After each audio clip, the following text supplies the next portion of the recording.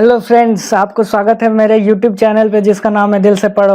और मैं हूं सव्यसाची, आपको पढ़ा रहा हूं द चैप्टर जो उसका नाम है द लैंग्वेज ऑफ केमिस्ट्री। और हम लोग पहुंच चुके हैं लेक्चर 7 पे। हम लोग जो है एलिमेंट सिंबल्स ये सब कवर कर लिए। उसके बाद केमिकल जो है उसको फॉर्मूला बनाना कैसे है वो पढ़ लिए। फिर जो है रेडिकल्स और उनका वैलेंसी वगैरह पढ़ लिए, फॉर्मूला बना लिए, फॉर्मूला बना के केमिकल रिएक्शन लिखना सीख गए, रिएक्शन को बैलेंस करना सीख गए। अब हम लोग आ गए हैं राम पे। राम बोले तो रिलेटिव एटॉमिक मास, और वैसे ही RMM जो है रिलेटिव मॉलिक्यूलर मास। एम्पिरिकल फॉर्मूला पढ़ेंगे और इसके ऊपर कुछ क्वेश्चंस करेंगे। ठीक है, क्वेश्चंस हम लोग को करना ही है। जब तक क्वेश्चन नहीं करेंगे हम लोग को ये समझ में नहीं रखना चाहिए कि हम लोग को समझ में आ गया। ठीक है, तो बढ़ते हैं क्लास में। बहुत छोटा सा लेक्चर रहेगा, बहुत ही आसान लेक्चर है, बहुत छोटा है। और जितना भी सवाल इस पे आएंगे आप लोग को करना ही करना है और बहुत आसानी से हो जाता है। बढ़ते हैं हमारे नेक्स्ट स्लाइड पे। तो क्या करते हैं, कार्बन जो है, कार्बन का C12 आइसोटोप जो है, मतलब पीरियोडिक टेबल पे देखे होंगे, कार्बन जो है वो 12 AMU का है, 12 AMU। तो उसको कार्बन C12 का आइसोटोप बोला जाता है। अब उससे हम लोग कंपेयर करते हैं बाकी सब एटॉम्स को। ठीक है, उससे सब एटॉम्स और मॉलिक्यूलर मास, एटॉमिक मास को कंपेयर करते हैं और उसी के हिसाब से ये हम लोग का डेफिनेशन लिखा गया है। डेफिनेशन को बहुत तोड़ मरोड़ के लिखा गया है, दिखने में मुश्किल है, पढ़ने में अगर आप समझ जाओ बहुत ही आसान है, खुद से लिख पाएंगे। तो समझना क्या है, देखो C12 जो है उसका एटॉमिक मास है मेरा 12 ग्राम। ठीक है, उसका अगर मैं 1/12 कर देता हूं तो मेरा बच जाता है 1 ग्राम। अब यहाँ पे यही लिखा है कि एक एटॉम, जैसे मैं मान लिया ऑक्सीजन, वो अगर 16 ग्राम बोल रहा है, इसका मतलब इसका एटॉमिक मास 16 ग्राम है। तो इसका डेफिनेशन के हिसाब से क्या है, it is the atom which is क्या, कितना टाइम्स हेवियर है, 16 टाइम्स हेवियर है than 1/12 of the carbon C12 isotope. समझ में आया? जो 16 ग्राम लिख रहा हूं मतलब it is 16 times heavier than 1/12 of the carbon C12 atom.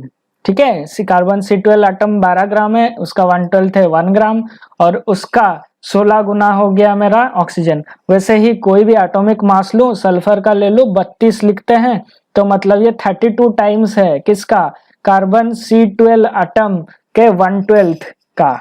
ठीक है, वही चीज लिखा है इसमें, द रिलेटिव एटॉमिक मास और the relative atomic mass or the atomic weight of an element is number of times one atom of the element is heavier than 1/12 of the mass of the atom of the carbon C12 isotope। ठीक है, अब relative mass वही चीज है, उसी को आप फॉर्मूले के स्टाइल में लिख दिया है, कोई दिक्कत नहीं है इसको समझने में। ठीक है, तो हम लोग वो जैसे बोल दिया रिलेटिव एटॉमिक मास को शॉर्ट में राम लिख लिए, वैसे ही हम लोग का RMM हो जाता है रिलेटिव मॉलिक्यूलर मास।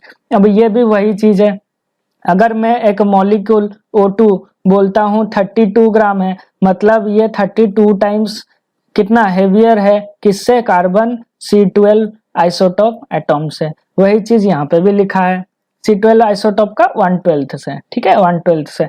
तो relative molecular mass of an element और a compound is the number that represents how many times one molecule of the substance is heavier than 1/12 the mass of the carbon C12 atom. बहुत ही simple, कोई इसमें बहुत simple सा फंडा है जो क्लियरली हमको समझ में आ जाता है। अब हम सीधा चलते हैं क्वेश्चंस में। क्वेश्चंस भी बहुत आसान रहता है। इसका क्या कैलकुलेट करने के लिए बोला है RMM कैलकुलेट करो, रिलेटिव मॉलिक्यूलर मास किसका, केन शुगर का। पहला क्वेश्चन बोल रहा हूँ, ठीक है, कार्बन केन शुगर जो है मेरा लिखा जाता है ये वाला C12H22 और O11। तो मुझे इसमें करना क्या है, देखना आना चाहिए कि क्यों कौन सा एटम कितना इस मॉलिक्यूल में प्रेजेंट है। मैं बोल दिया कार्बन का 12 एटम है, हाइड्रोजन का कितना एटम है, 22 एटम्स है, और ऑक्सीजन का कितना है, 11 एटम है। इससे मुझे क्लियरली पता चलता है, जब मैं RMM निकालूंगा तो मेरा हो जाएगा इज इक्वल टू, अच्छा और क्या आना चाहिए हम लोग का, उसका एटॉमिक मास आना चाहिए। ठीक है, जो कि आपको क्वेश्चन में दिया अगर दिया नहीं रहेगा मतलब वो साधारण सा एलिमेंट है जिसको आपको आना चाहिए, पहले से याद होना चाहिए। जैसे नाइट्रोजन का 14, कार्बन 12, ये सब साधारण है। ऑक्सीजन 16, सल्फर 32, ये सब आपको याद रख लेना है। तो करते जाएंगे क्वेश्चन तो याद हो ही जाएगा। तो अब मेरा आरएमएम निकालूंगा मैं, C12 जो है उसको लिखूंगा 12 एटम्स। अब एक कार्बन का मास जो है वो होता है मेरा कितना, 12, ठीक है।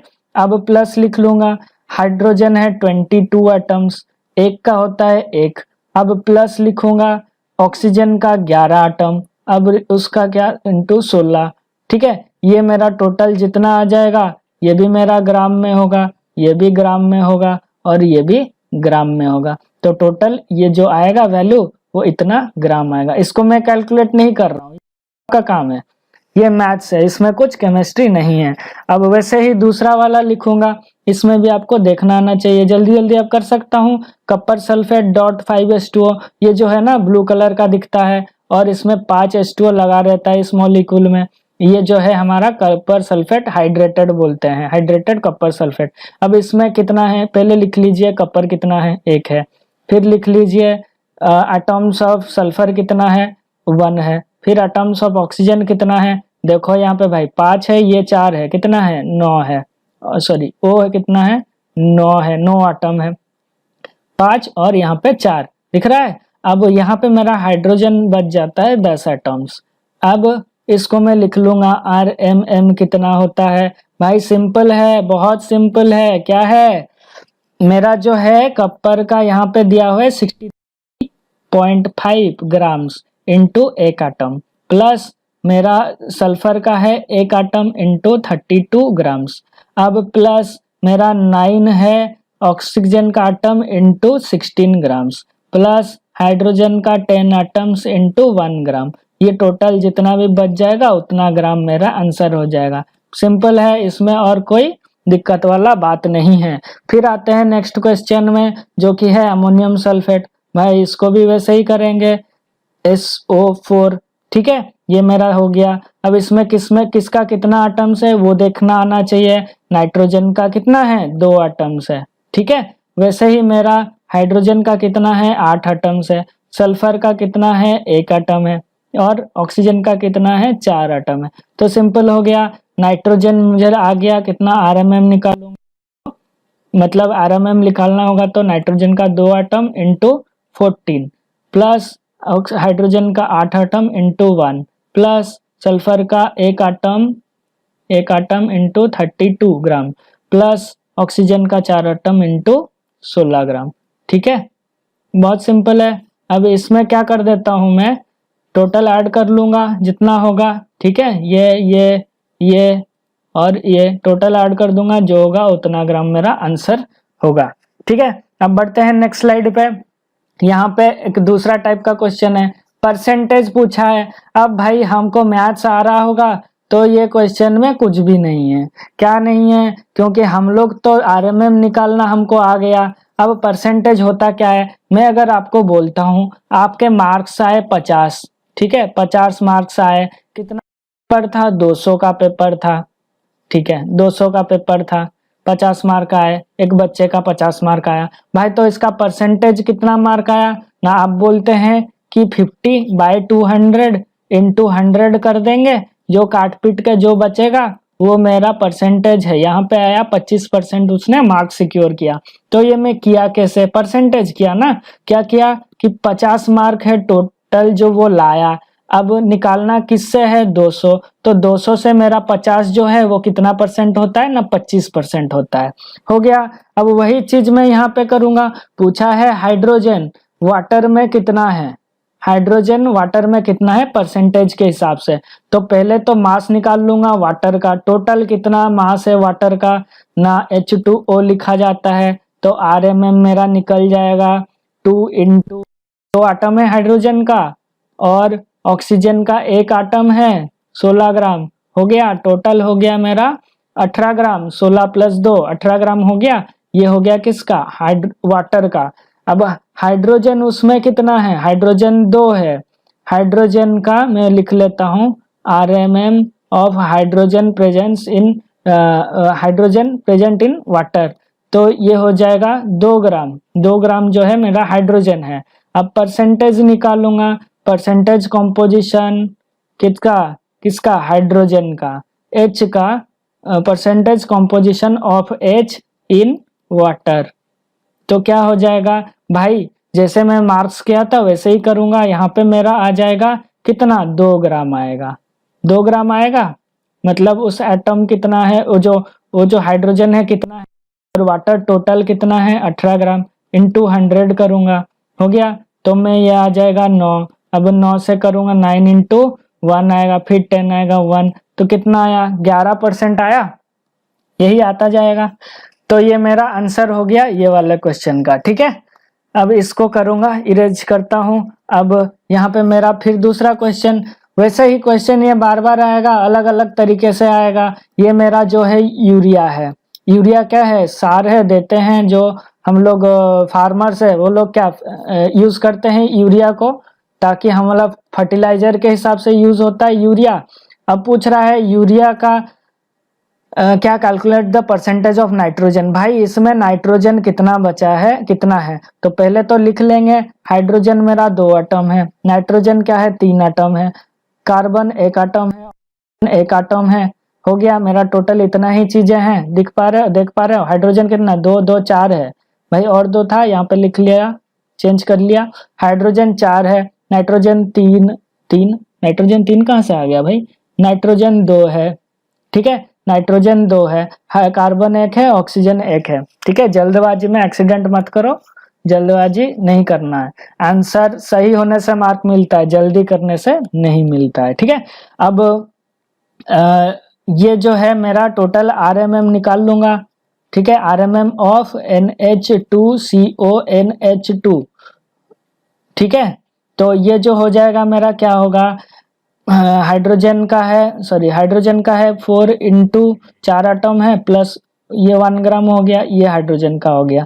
फिर लिखूंगा नाइट्रोजन का जो है 14 इंटू 2, फिर जो लिखूंगा कार्बन का लिखूंगा 1 इंटू कार्बन का कितना है भाई 12, ठीक है, प्लस ऑक्सीजन का 1 इंटू 16, ये हो गया, ये मेरा RMM हो गया। अब परसेंटेज टोटल प्रेजेंस किसका, नाइट्रोजन का मुझे निकालना है। नाइट्रोजन जो है 14 इंटू 2 ग्राम्स प्रेजेंट है, तो मेरा percentage composition of N in urea कितना आ जाएगा भाई, ये जो पूरा है मेरा 14 इंटू 2 ग्राम से नाइट्रोजन है, इसमें कितने, किसमें ना पूरा यूरिया कितना ग्राम का है, ये पूरा चीज लिखूंगा जो यहाँ पे लिखा हूं, ठीक है। ये मतलब RMM ऑफ NH2CONH2, ठीक है, ये हो गया इंटू 100। तो इसमें जो है इस वैल्यू को पुट कर मेरा आंसर निकल जाएगा। ये तो मैथ्स बाकी बचा है, ये आप कर लीजिएगा। तो हम लोग आते हैं क्वेश्चन नंबर 12 पे। यहाँ पे बहुत सारा क्वेश्चन है, बहुत सारे का बहुत सारा RMM निकालना है, पर RMM निकालना है बहुत आसान। मैं 2 क्वेश्चन 3 क्वेश्चन कर देता हूँ आपके लिए, बाकी आप करिएगा। सिंपल है, NH4 ये वाला D वाला लेता हूँ, होल 2SO4 लेता हूँ, N जो है मेरा 2 है, और H जो है 8 है, S जो है 1 है, O जो है 4 है, टोटल इतना मेरा है इस एलिमेंट्स का। RMM निकालने के लिए भाई बहुत सिंपल है, क्या करूंगा 2 इंटू नाइट्रोजन का कितना है 14, प्लस 8 जो है हाइड्रोजन का इंटू 1 ग्राम होगा, ठीक है, प्लस जो है सल्फर का 1 इंटू 32 ग्राम होगा, प्लस मेरा ऑक्सीजन का होगा 4 इंटू 16 ग्राम। तो ये जो हो गया टोटल RMM। वैसे ही बाकी फिर निकाल लीजिएगा। ये जो है क्लोरोप्लैटिनेट, ये इसका फॉर्मूला यहाँ पे दे दिया है, नाम से भयभीत ना होना, क्या करना बस फॉर्मूले को देखना। पोटेशियम क्लोरेट खुद से लिख लेना, क्लोरेट का पता है बोल दिया हूँ कितना है ClO, क्लोरेट जो है ClO3, ठीक है, पोटेशियम क्लोरेट हो गया। अब क्लोरेट का क्या होता है 1 रहता है, पर क्लोरेट का 1 रहता है, सब क्लोरेट का 1 ही रहेगा, KClO3। अब इसको निकाल सकते हैं, एक के एक ClO3 है, तो मैं डायरेक्ट यहाँ पे लिख सकता हूँ RMM जो है, तो मेरा 39 है, और बाकी जो है आप लिख लीजिए। क्लोरीन का है 35 0.5 रहता है, ठीक है, इंटू 1 प्लस ऑक्सीजन का 16 इंटू 3, तो ये सब है टोटल आरएमएम हो जाएगा। बाकी का वैसे कर लीजिएगा, इसमें कुछ भी नहीं है। नेक्स्ट क्वेश्चन है कैलकुलेट परसेंटेज और कंपोजिशन ऑफ वेरियस एलिमेंट्स, मतलब हर एक एलिमेंट का आपको जो सोडियम कार्बोनेट दिया है उसमें हर एक एलिमेंट का जो निकालना है। तो मैं क्या करूंगा, पहले तो किसका कितना है लिख लूंगा। जैसे मेरा सोडियम है 2 एटम है, ठीक है, वैसे ही मेरा, अरे ये क्या हो गया, सोडियम मेरा 2 एटम है, फिर जो है कार्बन मेरा 1 एटम है और ऑक्सीजन 3 एटम है। तो मैं आरएमएम लिखूंगा पहले। आरएमएम मेरा हो जाएगा 2 into 23 plus 1 into 12 plus 16 into 3, ये मेरा टोटल एम हो गया। अब परसेंटेज ऑफ Na कॉम्पोजिशन निकालूंगा तो 23 बाई आरएमएम इंटू 100, फिर मेरा अगर 23 इंटू 2 हो जाएगा क्योंकि मेरा 2 है टोटल यहाँ पे, ठीक है ना। और यहाँ पे मेरा वैसे ही ऑक्सीजन का निकालूंगा तो 16 इंटू 3 बाय आरएमएम इंटू 100, ठीक है। वैसे ही मेरा और बच गया क्या, कार्बन का निकालूंगा तो 1 इंटू 12 बाय आरएमएम इंटू 100, ठीक है। तो ये मेरा जो हो गया टोटल क्वेश्चन, इस क्वेश्चन का हो गया, ठीक है। पूरा मैं सब कुछ सॉल्व करके नहीं दूंगा, क्यों, क्योंकि आप लोगों को मैथ्स तो मल्टीप्लिकेशन प्लस ये सब तो आपको खुद से करना होगा।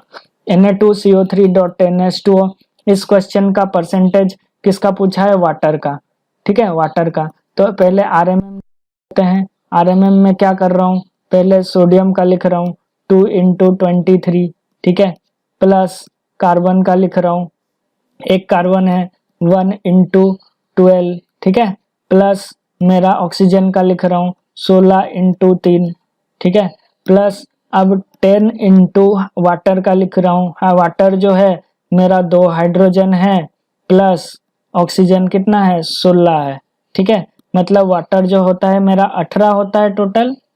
इसको क्लियर, 2 इंटू 1 प्लस ये जो है 16, ठीक है।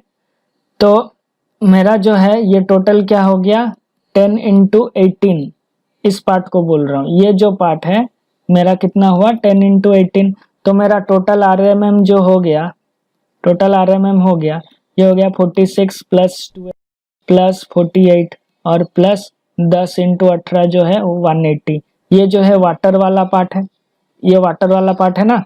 अब मैं डायरेक्ट वाटर कंपोजिशन लिख पूछा है इसीलिए मैं इसको अलग रखा हूँ, क्यों, मुझे तो निकालना है परसेंटेज कंपोजिशन ऑफ H2O इन क्या Na2CO3.10H2O, इसमें निकालना है। अब इसलिए मैं क्या करूँगा, पूरा आरएमएम को तो मेरा नीचे रहना रहता है, परसेंटेज निकालते हैं, ये लिख लूंगा ऊपर 180, ठीक है, इंटू 100, ये मेरा हो गया।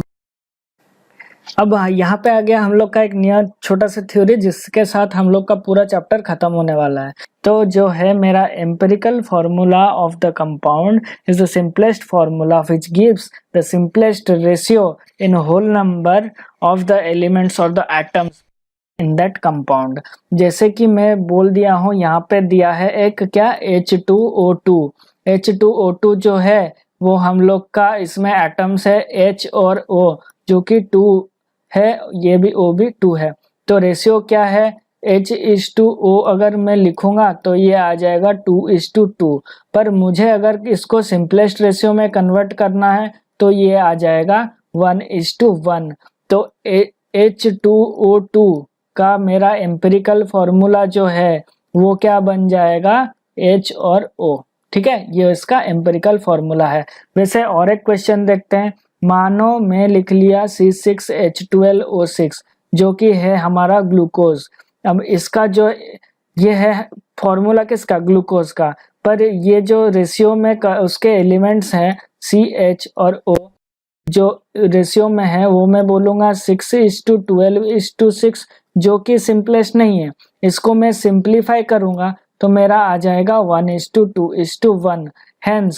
हेंस क्या, इसका जो एम्पिरिकल फॉर्मूला है, एम्पिरिकल फॉर्मूला, ठीक है, ऑफ ग्लूकोज इज CH2O, ठीक है, इससे पता चल गया। तो एम्पिरिकल फॉर्मूला है क्या? एम्पिरिकल फॉर्मूला जो है वो हम लोग का जो एक्चुअल फॉर्मूला का सिंपलेस्ट फॉर्म है, जिसमें हम लोग जो एलिमेंट्स है उनका जो एलिमेंट्स और एटम्स प्रेजेंट है, जिस एलिमेंट्स का एटम्स है उनको सिंपलेस्ट रेशियो में हम लोग लिख लेते हैं। ठीक है, तो ये मेरा हो गया एम्पिरिकल फॉर्मूला। और एम्पिरिकल फॉर्मूला का यहाँ पे दिया है एम्पिरिकल फॉर्मूला का मास क्या है भाई? जो उसका एम्पिरिकल फॉर्मूला होगा उसका मास जो होगा वही एम्पिरिकल फॉर्मूला का मास है। सिंपल है, ठीक है। Is the sum of the atomic masses of the various elements present in the empirical formula.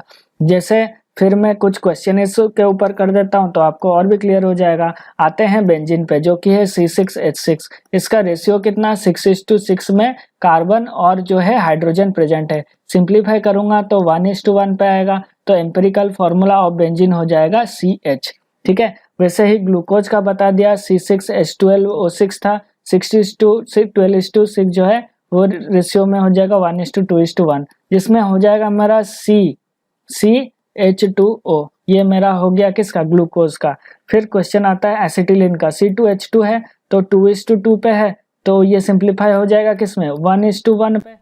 मेरा आंसर हो जाएगा CH, ये हो जाएगा आंसर। फिर एसिटिक एसिड, ये देखो थोड़ा उलट पलट के दिया है। क्या है? CH3COOH। अब इसमें जो है C जो है और H जो है और O जो है कितने कितने रेशियो में है भाई? 2 बोलूंगा तो बोलेगे आप 4, 2 4 और 2 पे। तो इसको सिंप्लीफाई करूंगा तो 1:2:1 आएगा। मतलब मेरा एम्पिरिकल फॉर्मूला क्या हुआ? वही सेम हुआ जो था किसका? ग्लूकोज का। ग्लूकोज का क्या था? CH2O एम्पिरिकल फॉर्मूला था। एसिटिक एसिड का भी क्या हुआ? CH2O।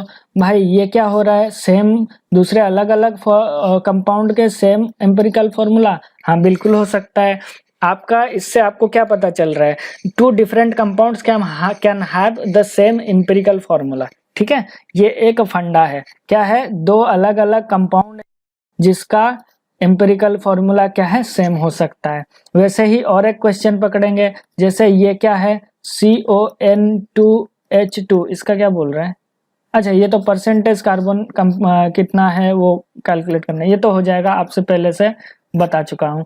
और क्या है? किसका और किसी का है? नहीं। तो एम्पिरिकल फॉर्मूला हम लोग का यहीं पे खत्म। अभी अगर आपको क्वेश्चन पूछा जाता है कि ग्लूकोज जो है उसका हम लोग का एम्पिरिकल फॉर्मूला मास बताओ, तो पहले तो इसका लिख दोगे एम्पिरिकल फॉर्मूला जो कि है CH2O, जो बता चुका हूं आपको। अब इसका मास कैलकुलेट करेंगे तो हो जाएगा RMM, मतलब रिलेटिव मॉलिक्यूलर मास इस एम्पिरिकल फॉर्मूला का। पहले होगा 12 × 1 प्लस 2 × 1। ठीक है, 2 क्या है? 2 एटम है, 1 उसका मास है। वैसे ही प्लस ऑक्सीजन का एटम है और 16 उसका मास है।